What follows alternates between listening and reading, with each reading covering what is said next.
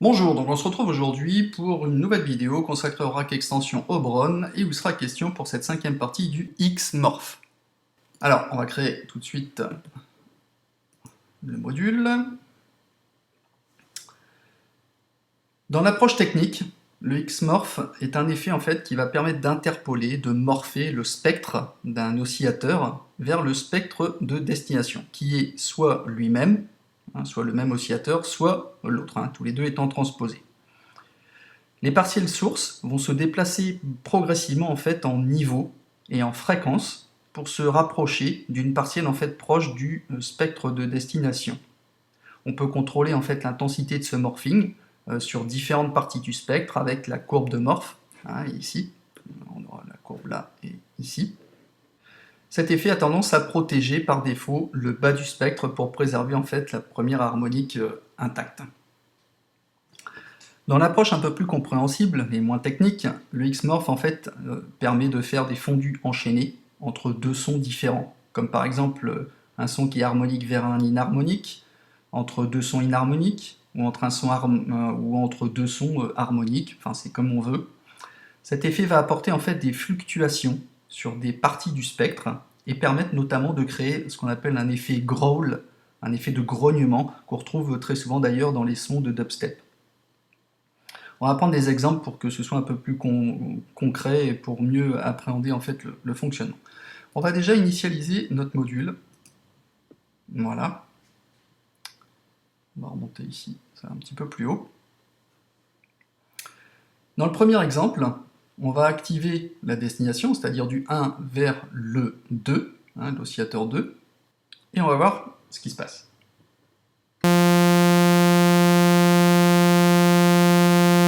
Ben là, il n'y a rien. Donc évidemment, c'est pas forcément le meilleur exemple, mais c'est celui qui va vous permettre de comprendre comment ça fonctionne. Alors pourquoi on n'entend pas la transition?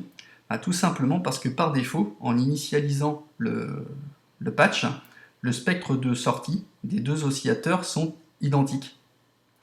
Donc il faudra bien qu'il y ait une différence entre les deux pour entendre le changement. On va ici bouger par exemple la position, on a la même forme d'onde, on va bouger sa position à 50 et logiquement on devrait pouvoir entendre une différence.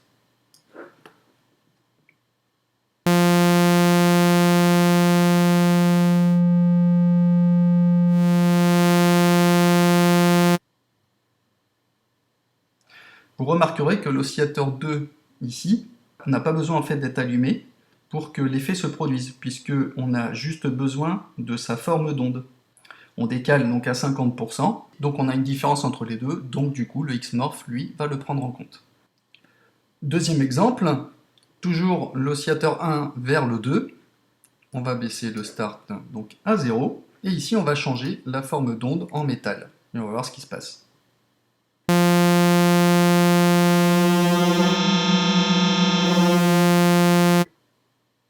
Voilà, on a bien le glissement est bien marqué entre l'origine et la destination. L'exemple 3, on va désactiver ici la destination pour qu'il se fasse sur lui-même.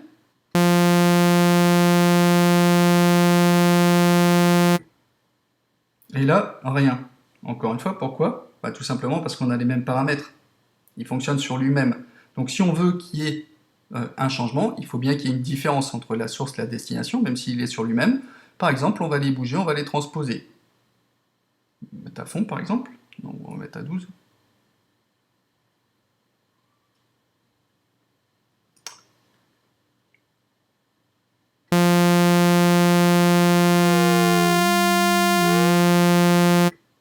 Ok? Alors, donc bien évidemment, on ne va pas rester constamment appuyé sur notre bouton Xmorph pour faire évoluer notre son. C'est pourquoi on va utiliser la matrice de modulation, qui nous sera en fait d'une grande utilité. Donc je ferai certainement un tuto en fin de série pour expliquer le fonctionnement de cette matrice de modulation, mais c'est le même fonctionnement que le module de Tor. Donc si vous êtes familiarisé avec le module, la matrice de modulation de Tor, c'est la même chose ici. Alors voyons un autre exemple. on va vouloir faire évoluer notre son automatiquement, ici, par exemple, là, en métal, de 0% à 100%. Alors on peut utiliser soit en source un LFO, soit une enveloppe. On va par exemple prendre ici l'enveloppe de modulation 1. Voilà. Et en destination, eh ben, ça va être quoi? Ça va être la position du morph de l'oscillateur 1, à savoir celui-ci. D'accord? Donc je le mets ici à sa valeur négative, ici au minimum à moins 100. Alors, petit aparté, ça, effectivement j'en parlerai dans un prochain tuto, mais pourquoi moins 100? Parce que moins 100 correspond à la valeur minimale et plus 100 à la valeur maximale. Quand on a affaire à des unités de mesure qui sont positives, ce qu'on appelle des unipolaires. Contrairement à bipolaires, où on a des valeurs positives et négatives. On verra tout ça dans le dernier tuto que je ferai sur la matrice de modulation un peu plus tard. Mais dans notre cas, le moins 100 correspond à 0. Ici, on n'a que des valeurs positives de 0 à 100%. D'accord? Donc maintenant, on va jouer sur l'enveloppe et sur le point de maintien pour faire bouger notre son. Alors évidemment, il faut que le Xmorph soit à fond. Alors sur ma courbe, je vais pouvoir jouer ici.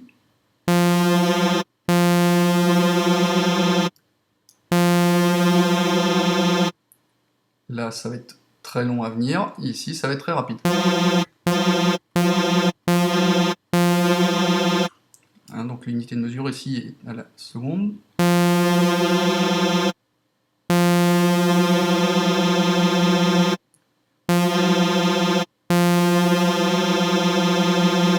Ok? Alors, on peut, si on veut, inverser la tendance. Touc. Partir de l'un et aller vers l'autre.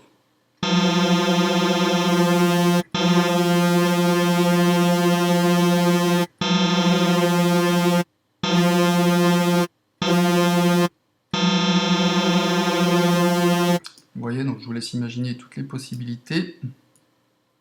Voilà, ça c'est pour vous donner donc un exemple. On peut ajouter encore une couche et compliquer notre affaire en activant par exemple le deuxième oscillateur, toujours sur métal. Et lui, on va le faire tourner sur lui-même, donc c'est-à-dire pas de destination, on va le faire tourner sur lui-même. On n'oublie pas de monter le volume. Je vais baisser celui-ci pour qu'on se rende compte déjà ce que ça donne. Forcément, il n'y a rien. On va mettre le morph au max.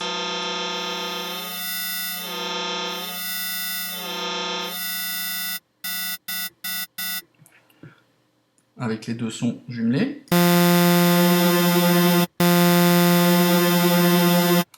Je vais pouvoir dire également, je peux affecter le mouvement de ce bouton dans la matrice. Alors, soit par rapport à la courbe 1, qui va suivre la même, ou soit sur une autre. Si je veux, je peux prendre celle-ci. Donc je vais dire l'enveloppe de modulation 2, avec, ici, la position du morph de l'autre. Hop, l'oscillateur 2, hop, et voilà.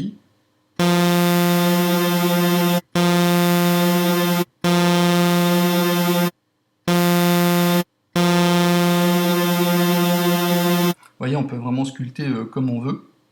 En fait, tout ça, ça va nous permettre en fait, de faire varier les transitions entre l'origine et la destination.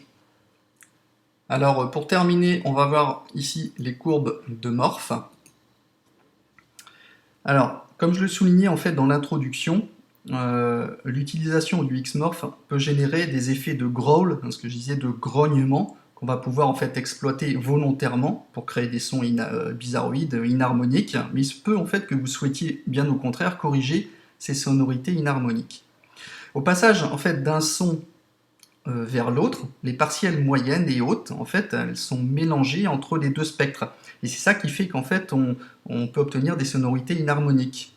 Même avec un Xmorph ici au maximum, on va avoir en fait des restes en fait, du spectre de la source. Alors ici, quand vous zoomez, vous allez au maximum. Vous voyez qu'ici on a l'échelle de mesure, ici ce sont les partiels, hein, ce sont les numéros, les rangs des partiels. Vous voyez que ici on a une progression rapide sur le rang 1, hein, c'est le réglage qui est par défaut. Donc cette courbe, elle nous permet en fait de contrôler l'intensité du morph pour chaque partie du spectre. Donc là, vous aurez la possibilité d'ajuster en fait ces courbes comme bon vous semble pour obtenir vraiment le son que vous souhaitez. Bon bah j'en ai terminé avec ce tuto, j'espère qu'il n'a pas été trop compliqué. N'hésitez pas à me laisser des commentaires s'il y a des choses que vous ne comprenez pas. Et puis bah, je vous donne rendez-vous pour un prochain tuto. Allez, ciao ciao!